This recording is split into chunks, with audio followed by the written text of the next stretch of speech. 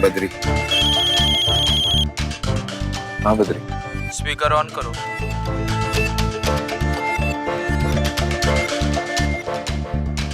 क्या हुआ चाचा? चाय पी रहे हो अकेले अकेले? रामचंद्र बापू मर गए। तसल्ली तो हुई होगी। मारने वाला चूक गया, घनश्याम जिंदा है अभी।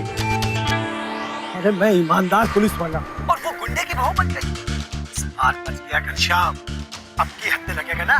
सीधा अपने बाप के पास पहुंच जाएगा। बाप के पास। हाँ बात कर। बुढ़िया है, तुम्हारी विधवा करोगे क्या उसको? अरे तो हो जाए। अपने लिए तो तभी मर गई थी जिस दिन वो हमारे घर से घनश्याम के साथ चली गई थी। रामचंद्र तो गया है, ये घनश्याम भी जाएगा और उसका परिवार खत्म। ऐसा चक्कर चलाऊंगा बस। भैया क्या करें? जल्दी बताओ, शिकार सामने है, क्या करें? ये जल्दी बताओ, जल्दी बताओ, सामने है वो। घोड़ा दबाएं ना दबाएं? घनश्याम तुम बद्री को ऑर्डर दो। भैया जल्दी बताओ, दबाएं घोड़ा।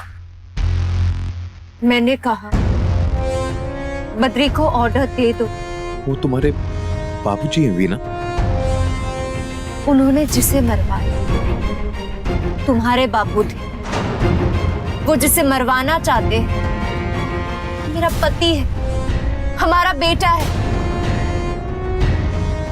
भैया जल्दी बताओ। कहो बद्री से कि वो शूट करे। तुम क्यों सोच रहे हो? मैं कसम खाता हूँ कि अपनी जान की परवाह किए बिना मैं दूसरों की जिंदगियां बचाऊंगा। ऑर्डर दो। दूसरों की जिंदगियां बचाना मेरा पहला धर्म है। आज जो जिम्मेदारी मुझे सौंपी जा रही है उससे मैं कभी पीछे नहीं हटूंगा। मैं ये कसम खाता हूँ। घनश्याम, वो मेरे बापूजी से पहले तुम्हारे बापू के कातिल है। ऑर्डर दो। घनश्याम मैं कह रही हूँ ऑर्डर दो। सोच क्या रहे हो तुम? Just order Ghanshyam. दबा दे घोड़ा।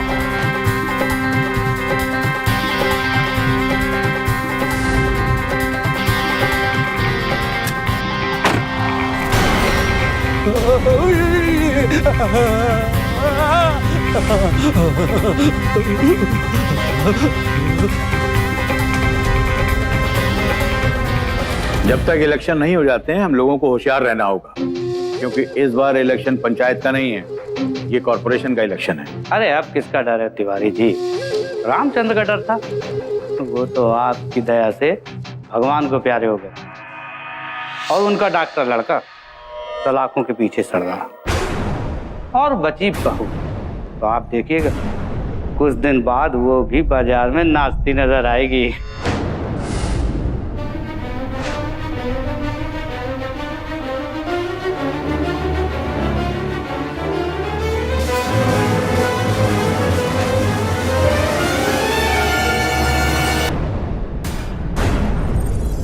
अगर अपनी इज्जत लेकर भेड़ियों के बीच आई हो तो उसकी रक्षा करना भी बहुत अच्छे से जानती हूँ। और बेअक्ल के दुश्मन अगर एक और शब्द बोला ना तो ये ट्रिगर दबाने में एक पल भी नहीं लगेगा मुझे। चल निकले यहाँ से। माफी मांगो। तिवारी जी मैं आपका खास आदमी हूँ, और आप इसे कुछ कहने की बजाय मुझसे माफी मांगने को कह रहे हैं। हम कह रहे हैं मैडम से माफी मांगो।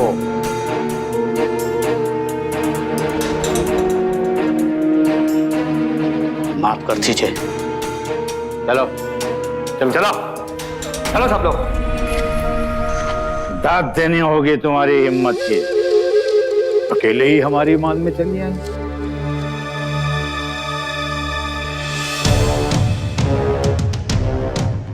मुझे मेरा पति जेल से बाहर चाहिए, वो भी 2 घंटे के अंदर। हो जाएगा।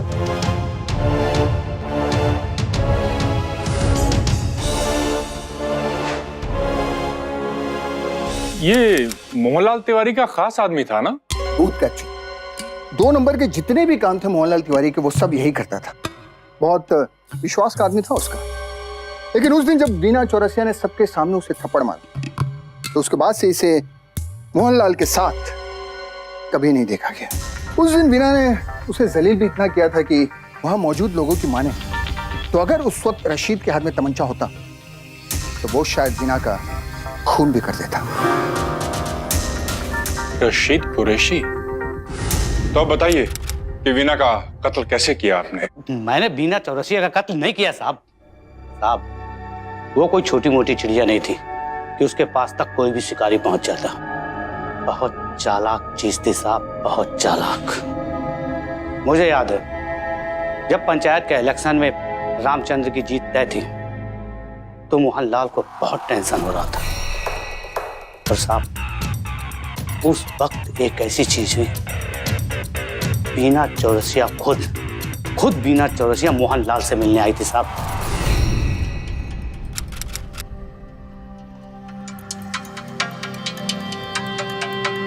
ये वीना चौरसिया है, रामचंद्र की बहू। तुमने मुझे फोन किया था कि तुम मुझसे मिलना चाहती हो।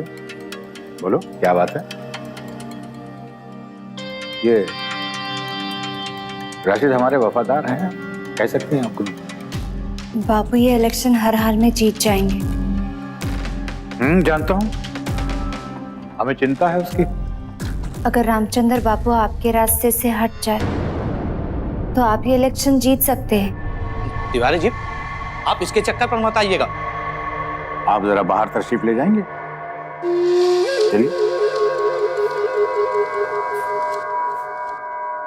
बैठो।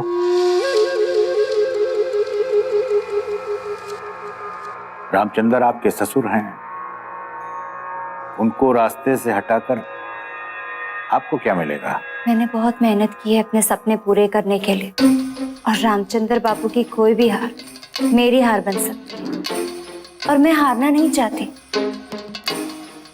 बापू इमोशनल हो गए। वो कल सुबह पुलिस स्टेशन जाकर सरेंडर करने वाले। अगर उन्होंने ऐसा किया तो मेरा करियर तो चौपट हो जाएगा, और साथ में आपका काला चिट्ठा भी बाहर आ जाएगा। मैं आपको एक मौका दूंगी। कल रामचंद्र बापू जब अपने घर से निकलेंगे, मैं आपको गारंटी देती हूँ कि उनके साथ कोई बॉडीगार्ड नहीं होगा। इसके बदले में तुम्हें क्या चाहिए? जिस तरह से कैकेयी ने राजा दशरथ से अपना वरदान वक्त आने पर मांगा था, मैं भी आपसे मांग लूंगी।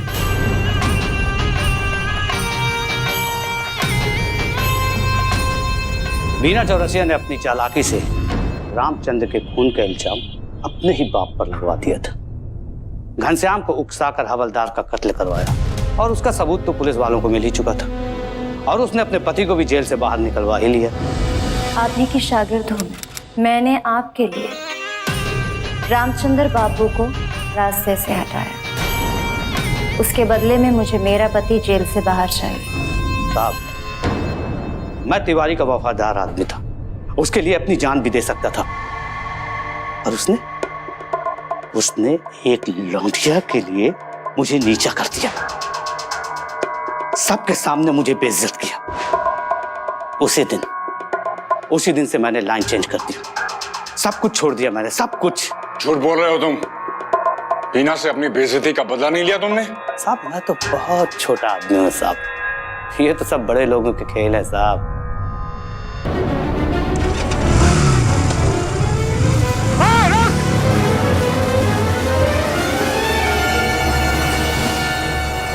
तिवारी साहब, आप तो नहा के परेशान हो, सब ठीक हो जाए।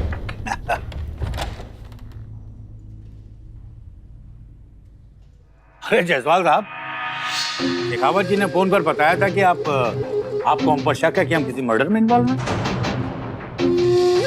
अरे साहब, आपकी दुविधा दूर करने के लिए मैं खुद यहाँ चला आया हूँ। ये सच है कि वीना चौरसिया एक महत्वाकांक्षी औरत थी, और ये बात भी सच है कि वो बहुत ही खुदगर्ज और बहुत मतलबी औरत थी। अरे उसने मेरे सामने प्रपोजल रखा था कि मैं रामचंद्र को रास्ते से हटा दूं। इसके लिए मैंने शेखावत जी को फोन भी किया था। पूछ लो। अब अगर रशीद का मर्डर हो गया है तो इसमें मैं क्या कर सकता हूं? जायसवाल जी, वीना एक बहुत शातिर औरत थी। अरे उसके बाप को उस पर यकीन नहीं था। आपको क्या मालूम? इसीलिए उसने अपने बाप को अपने रास्ते से हटा दिया, मालूम है आपको? लेकिन रिपोर्ट्स के मुताबिक तो बद्री ने यही कहा है कि उसके पिता ने ही रामचंद्र का कत्ल किया। अरे ये तो उसकी चाल थी, आपको क्या मालूम? अरे वो कितनी खतरनाक औरत है मैं जानता हूँ। एक बाप ने अपने समझी और जमाई की सुपारी दी। ससुरा खुदे हवलदार है, नाम है सुखदेव बिश्नोई।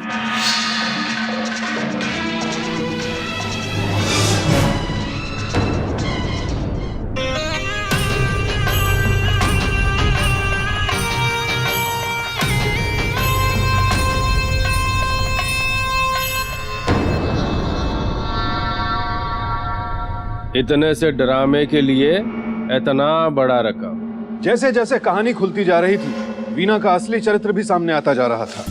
एक छोटे से शहर में पली बड़ी एक हवलदार की बेटी के मन में सत्ता का जुनून सवार हो चुका था, और इस जुनून ने उसे इतना शातिर बना दिया था कि वो बरसों से चले आ रहे राजनीति और जुर्म के घालमेल को भी सीखने लगी थी। साम दाम दंड भेद के सहारे वो निरंतर बुराई की सीढ़ियां चढ़ती चली जा रही थी। अब रिश्ते उसके लिए बेमानी हो चुके थे, और जब उसे लगा कि उसका पति कमजोर पड़ रहा है, उसका साथ नहीं दे रहा, तो उसने थमा दी उसी के हाथ में बंदूक और बना लिया उसे भी भागीदार अपनी जुर्म की दुनिया का।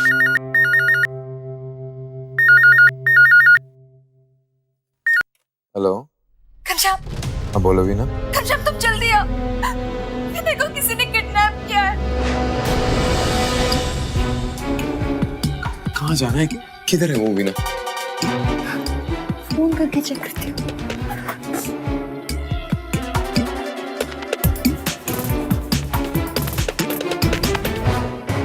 कहाँ हो तुम? हमने तो अकेले ही बुलाया था आपको। तुम चिंता मत करो, मैं अकेली आऊंगी। कहाँ हो तुम? आजा आजा, ऊपर आजा। क्या कह रहे? ऊपर आने को कह रहा। घनश्याम,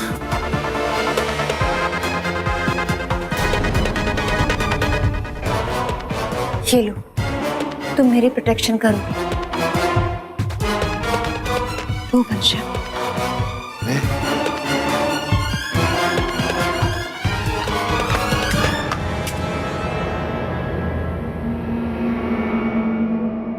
आओ आओ आओ।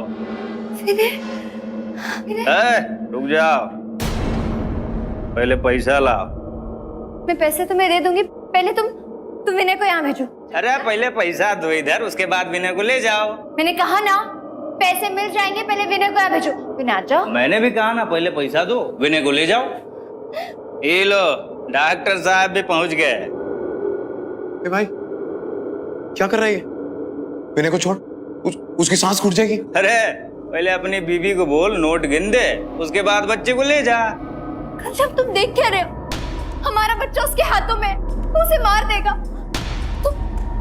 तुम उसे गोली मार दो, शूट हिम। चूहे को बोल रही है बिल्ली का शिकार करने को। चल पैसे ला। मैं कह रहा हूँ बच्चे को छोड़, मैं मार दूंगा। पैसे ला, बैग ला, चल। मैं गोली मार दूंगा तुझे। Shoot him, shoot him. तुम क्या कर रहे हो? नहीं तो मैं सब बता दूंगा इसको। बच्चे को छोड़, नहीं तो मैं मार। छोड़ छोड़। डॉक्टर घनश्याम चौरसिया बन गए थे घनी भैया, और वो भी अपनी मर्जी से नहीं, बल्कि उसकी पत्नी वीना चौरसिया की इच्छा से, क्योंकि वो चाहती थी कि उसका पति एक क्रिमिनल बने और वो जगह हासिल करे जिस पे उसके ससुर जी राज किया करते थे, ताकि उस गुंडागर्दी के साये में वो अपना राजपाट चला सके। वीना के लिए हर एक इंसान सिर्फ कामयाबी की एक सीढ़ी थी, फिर चाहे वो उसके ससुर हो, पिता हो, पति या फिर बेटा। इतनी खतरनाक और इतनी संगदिल कैसे हो सकती है कोई औरत? पर वो थी, और उसकी ये अदा सिर्फ वही जानती थी, या फिर वो जो उसे अच्छी तरह से जानते थे। लेकिन बाकी दुनिया के लिए वो देवी थी, देवी। वीना चौरसिया जिंदाबाद, जिंदाबाद। वीना चौरसिया जिंदाबाद, जिंदाबाद। अब हम डॉक्टर कहाँ रह गए? उस डुगरी को तो हम खुद ही जला दिए। अब तो हम वो बन गए हैं जो हमारे बाप ने भी कभी सोचा नहीं था। घनश्याम, वो पुरानी बातें हैं। अब देखो ना, ये एक नई जिंदगी है। एक उज्जवल भविष्य।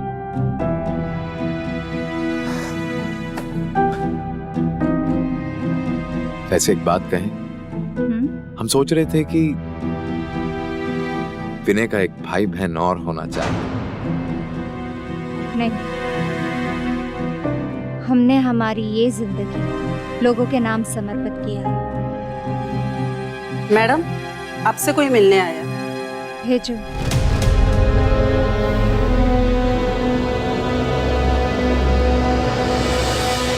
कौन है भाई? ये इंस्पेक्टर राहुल है। मैंने पुलिस प्रोटेक्शन मंगवाया था। आप बाहर वेट कीजिए। काफी स्मार्ट है। Just shut up. He's just a bodyguard.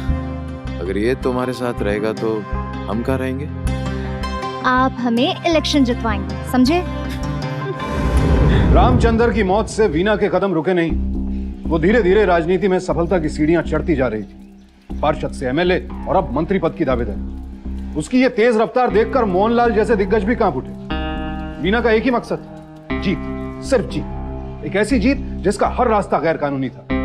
बेशक वीना ने जनता में अपनी छवि सफेद बना रखी थी, लेकिन उसकी कामयाबी के पीछे असली हाथ था उसके पति घनश्याम और घनी भैया के काले कारनामों का। वीना चौरसिया की बात जो कोई प्यार से नहीं मानता था, वही बात वो अपने पति की बंदूक से मनवाती थी।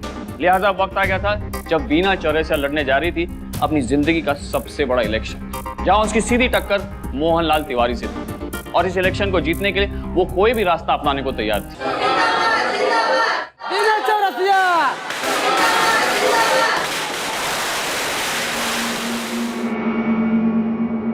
जीत की बधाई, लेकिन मुझे दुख है कि ये खुशी ज्यादा देर आपके पास नहीं रहेगी। मतलब ये कि बूथ कैप्चरिंग में आपके पति ने एक हवलदार की हत्या कर, वो भी ऑन ड्यूटी। मुझे डर है कि आपको ये सीट छोड़नी पड़ेगी। पर घनश्याम इनोसेंट। आप जानती हैं कि आपके पति के ऊपर कितने इल्जाम, और वो अगर बच रहे हैं तो सिर्फ आपकी वजह से। और अब तो उन्होंने हद कर दी, सरेआम एक हवलदार की हत्या, वो भी ऑन ड्यूटी। मुझे 2 दिन में हाईकमान को जवाब देना है। बेहतर होगा कि आप पार्टी से इस्तीफा दे दें। मैंने यहाँ तक पहुँचने में बहुत मेहनत की और सब जानते हैं कि घनश्याम की एक्टिविटी से मेरा कोई लेना देना नहीं है। तो आप साबित करें। 2 दिन है आपके पास।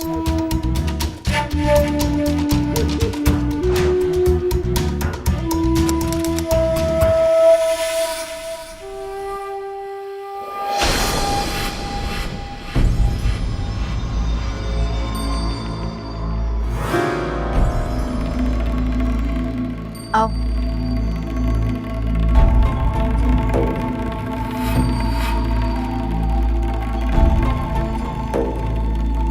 बाकी सब बाहर जाओ।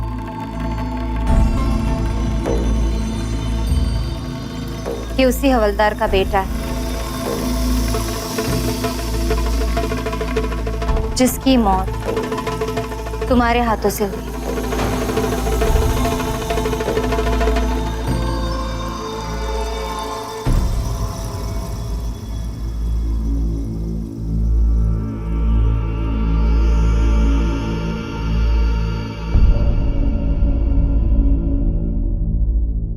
विनय भी यहाँ नहीं है।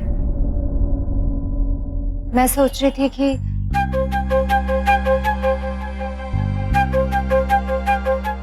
क्यों ना इसे हम अपने पास रखें और माँ बाप का प्यार दें। तुम्हारा क्या कहना है?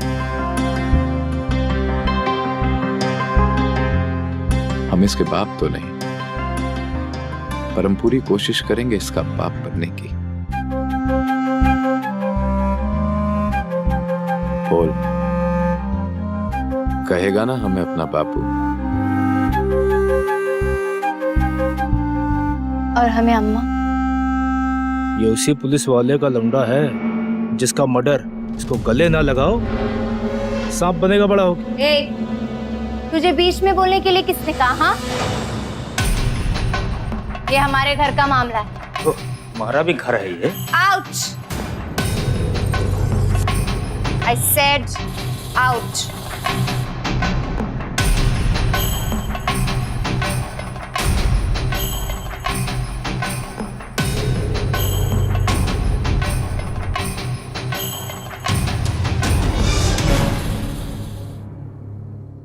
ये क्या किया तुमने? कितना वफादार था वो हमारा। इन्हीं लोगों की वजह से हम बदनामी की जिंदगी बिता रहे हैं घनश्याम। ऐसे लोगों का साथ छोड़ना होगा हमें घनश्याम। हम ऐसे लोगों का साथ छोड़ेंगे और भलाई का काम करेंगे ना, भगवान हमें जरूर माफ करेगा। कहाँ जिंदगियां बचाने की सोची थी और आज जिंदगियां लेने चल पड़ा हूं। मुझे तो कभी भगवान भी माफ नहीं कर पाएगा। भगवान हमें जरूर माफ करेंगे अगर हम सच्चे मन से उनसे माफी मांगे तो। चलो मंदिर चलते हैं, तैयारी करते हैं। चल बेटा चल।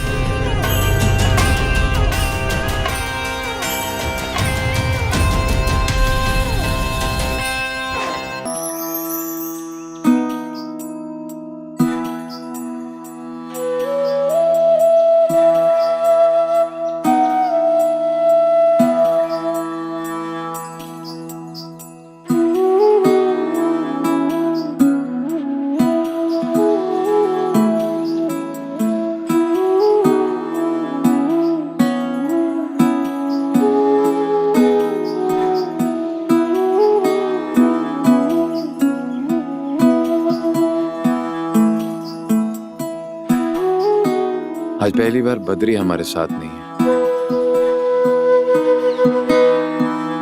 आदत डाल लो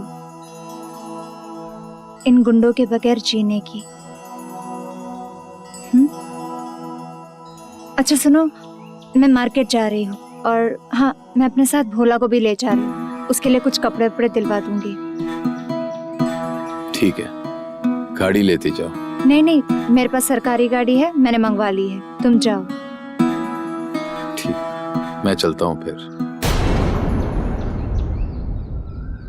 क्या हुआ? कुछ नहीं। आज तुम बहुत सुंदर लग रही हो। जल्दी घर आना। क्यों?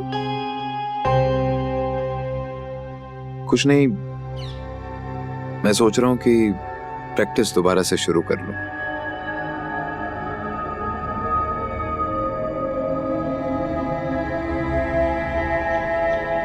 जल्दी आना।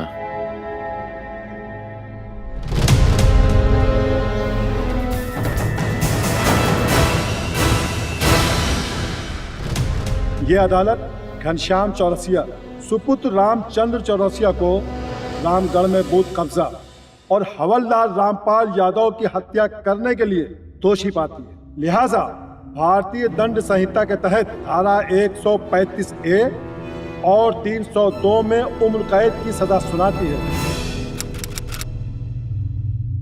कहते हैं कि एक बार बुराई का रास्ता पकड़ लो तो उससे बाहर निकलने का कोई दूसरा रास्ता नहीं होता। मैंने भी वापस जाने की कोशिश की, लेकिन आज इन सलाखों के पीछे हूं मैं। आज वापस के लिए अपनी पत्नी को दोष। मैंने इस इंटरव्यू में पहले ही कहा था कि कोई मेरी बीवी पर इल्जाम नहीं लगाएगा। वो जो भी थी, जैसी भी थी, उसने हमेशा मुझे प्यार किया। ये तो मेरी गलती थी कि मैं उसकी हर एक जिद को पूरा करता चला।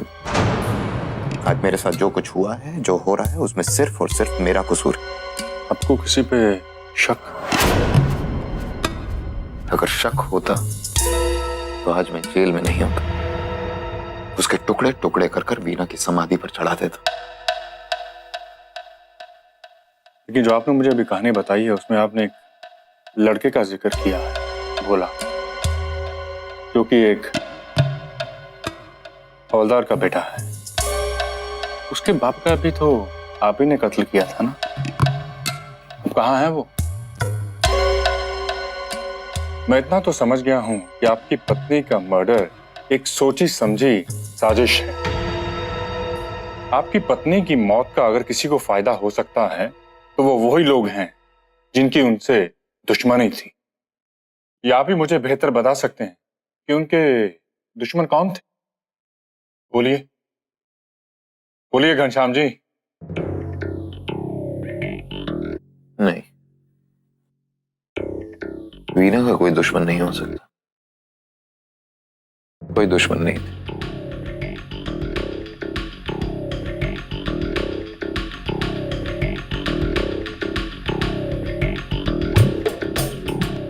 मैं इतना तो समझ गया हूं कि आपकी पत्नी का मर्डर एक सोची समझी साजिश है।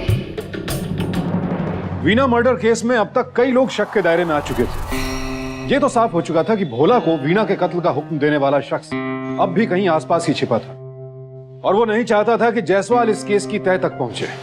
बेहद अजीब खेल चल रहा था जायसवाल के साथ। एक के बाद एक कई चेहरे आते उसके सामने और फिर धूमिल हो जाते। शक के दायरे में अनेक लोग थे और वीना के कत्ल की वजह भी अनेक। इस सूरत में असली कातिल तक पहुंचना उसके लिए मुश्किल होता जा रहा था। आखिर कहां गायब हो गया था भोला?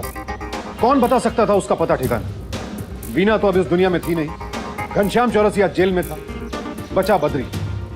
तो क्या बद्री जानता था भोला कहाँ है? भोला कहाँ है हमें नहीं मालूम। वीना और उसके हस्बैंड जब से उसको लेके गए हैं तब से वो यहाँ नहीं आया। मैं तो इसलिए कह रहा था कि जहां वीना चौरसिया का कत्ल हुआ है वहां पर कातिल के उंगलियों के निशान मिले, पकड़ा जाएगा। हाँ, अगर जाते जाते रुमाल से अपनी उंगलियों के निशान झूले से मिटा जाता तो शायद बच जाता।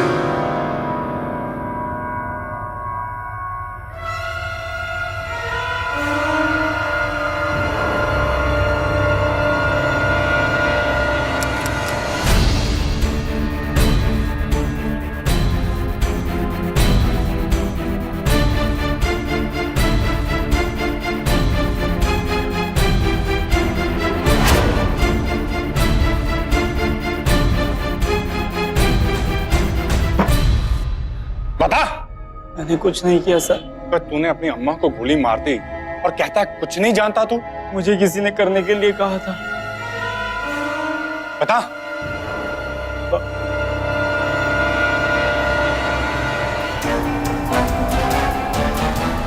शिकावत साहब, आप यहाँ पर क्या कर रहे हैं? कुछ नहीं, तूने कहा था ना कि असली कातिल आने वाला है, इसलिए चला है। सोचा शायद तुझे मेरी हेल्प की जरूरत ना पड़ जाए। वैसे अंदर गोली चलने की आवाज आई, क्या हुआ अंदर? हाँ, मैं वीना चौरसिया को मारना चाहता था। दम कर दिया था उसने मेरी जिंदगी में। जायसवाल, तुम जानते नहीं वो औरत कितनी कमीनी थी। उसे जब पता चला कि उसका पति ही उसका रास्ते का रोड़ा है तो उसने हमें फोन किया। घनश्याम यहाँ से निकल गया, वो भी अकेले। पर एक बात ध्यान रखना, घनश्याम को कुछ भी नहीं होना चाहिए, कुछ भी नहीं। मैं सिर्फ हाई कमान को ये साबित करना चाहती हूँ कि मेरे पति के धंधे से मेरा कोई लेना देना नहीं।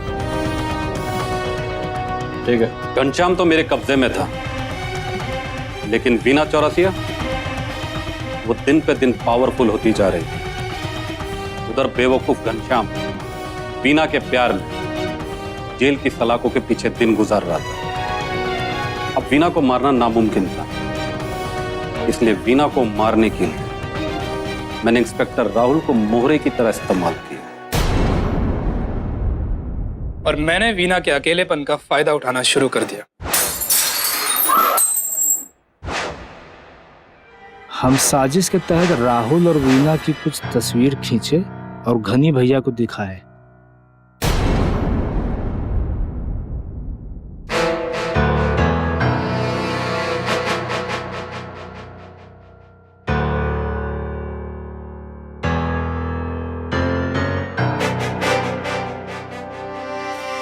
भोला, हाँ, अपनी अम्मा से ज्यादा प्यार करता है कि बाबा से?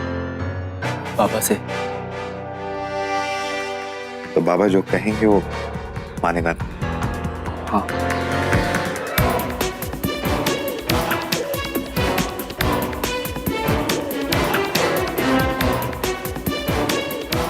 चल, चल।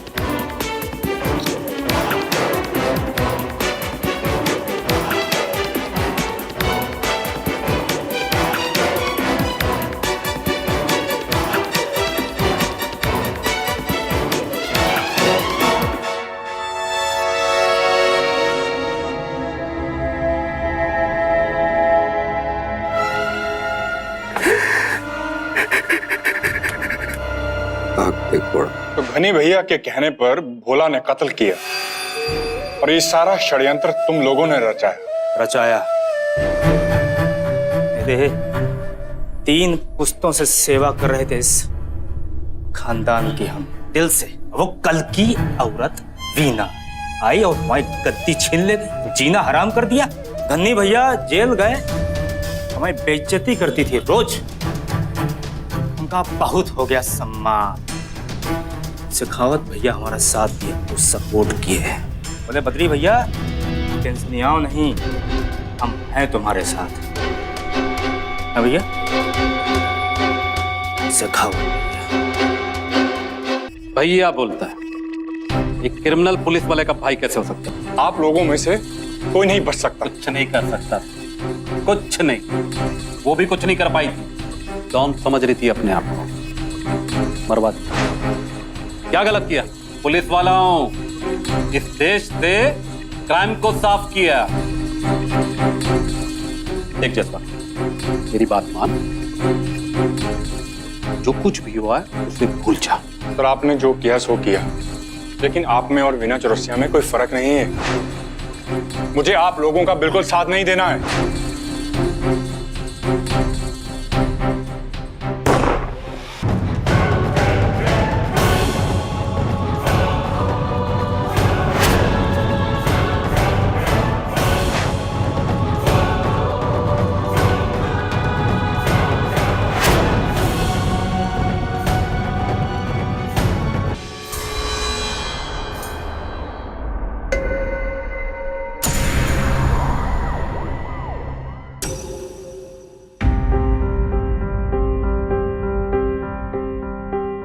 ये मेरी बीवी है वीना। बहुत प्यार करता था मैं इससे। कितनी भोली थी और क्या बन गई? Don, lady don. अम्मा, मैंने भोला से कहा था इसे मारने।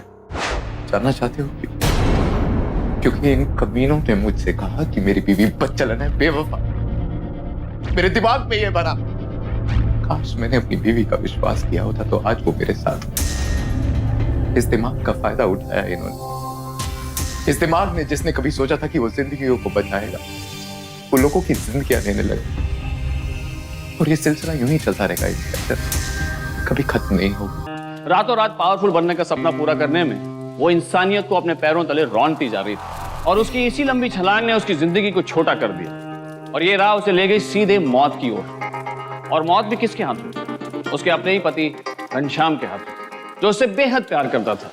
इतना प्यार कि उसने ठान लिया था कि अब वो वीना को और जुर्म नहीं करने देगा और जिंदगियों से नहीं खेलने देगा। जहां वीना के हाथों में जिंदगियां बचाने वाली दवाइयां होनी चाहिए थी, वहीं उसके हाथों में आ गई बंदूक।